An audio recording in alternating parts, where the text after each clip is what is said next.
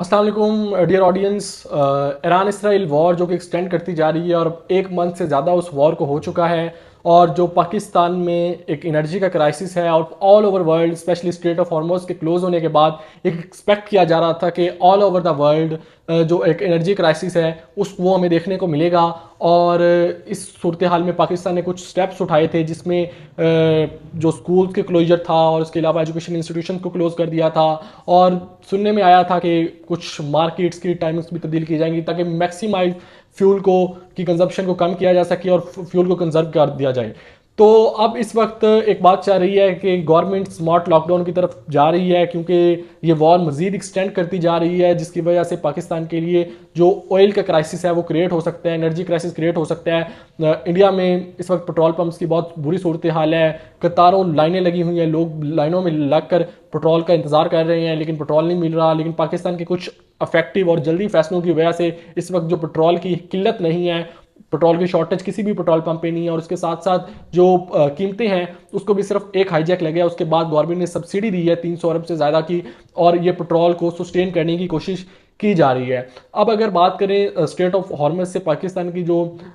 Shipping है, cargo shipping है, वो कहाँ तक पहुंची है और क्या इस वक्त सूरत चल रही है। पाकिस्तान के वज़ीर आज़म की रिसेंट बात हुई है ईरानियन प्रेसिडेंट से, और जिसका ट्वीट भी इसाक डार ने किया है कि पाकिस्तान के फ्लैग के अंडर 20 जो कार्गो शिप्स हैं उनको गुजरने की इजाज़त दी गई है। वो सारी कार्गो शिप्स पाकिस्तान नहीं आएंगी, उसमें डिफरेंट उसके सिनेरियोज होंगे, वो चाइना को भी उसमें से देंगी और उधर जाएंगी, और उसके अलावा भी डिफरेंट पार्ट्स में भी जो एशिया के हैं उधर तक उनकी रसाई होगी। लेकिन इसमें एक इंटरेस्टिंग फैक्ट ये है कि डोनाल्ड ट्रंप ने भी इस ट्वीट को रीशेयर किया हुआ था अपने ट्रुथ सोशल पर। हालांकि इस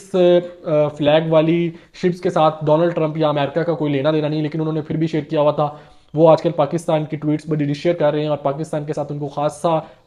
मोहब्बत भी है, और वो आजकल पाकिस्तान ने उन पर को बड़ा कंट्रोल में रखा हुआ है। दुनिया के हर बंदे को वो जलील कर रहे हैं, वो चाहे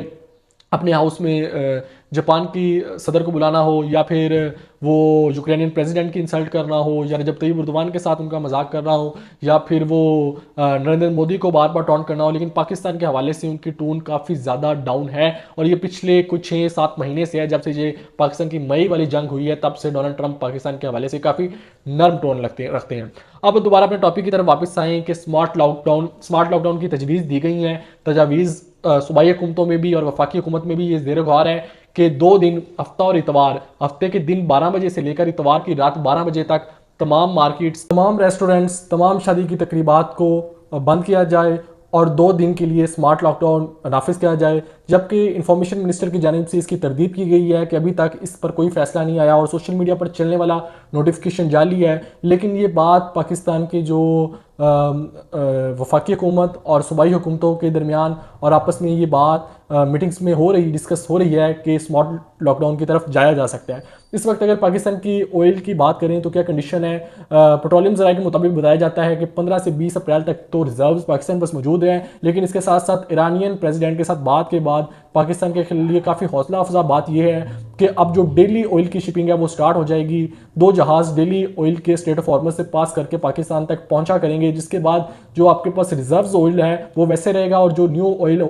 आएगा वो आपका इस्तेमाल होगा। तो जिसके साथ साथ आपको जो ऑयल का क्राइसिस है उससे आप बच सकते हैं, ऑयल की किल्लत से बच सकते हैं, बहरान से बच सकते हैं, और इस जो वॉर है वाला पीरियड है जो कि प्रोलॉन्ग होता जा रहा है उसमें सस्टेन कर सकते हैं। इसके अलावा पाकिस्तान तुर्की और मिस्र के साथ मिलकर